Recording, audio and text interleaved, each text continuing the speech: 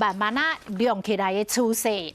南投县政府为着要来有关着65岁以上的长辈疫苗的注射率，特别来推出着揪团注射体力管的活动，讲满20岁以上的民众招着5位65岁以上的长辈做伙来注预防射，揪团这个人就500块的礼券，若注射长辈嘛要送礼物。手叉腰，放轻松。时代来卫生所主疫苗提奖品，搁保护身体1减2个。不过即马南投的民众若找人做伙注疫苗，搁有礼券。500块，所以安尼吸引您来拍啦，吼。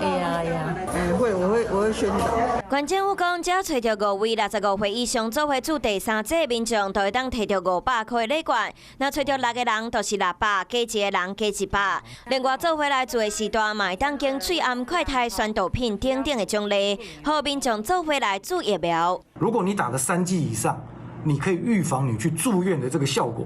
在4个月以内可以达到50%，在4个月以上也有34%的效果。那么，如果你是50岁以上的这个成年人，你打满4剂，你2个月之内的保护力达到60%。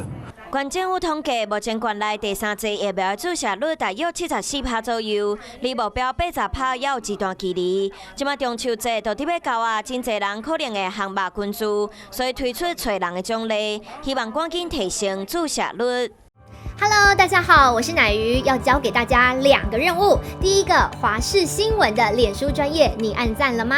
还有华视新闻的 YouTube 频道，赶紧订阅起来，还要记得按赞，开启小铃铛哦。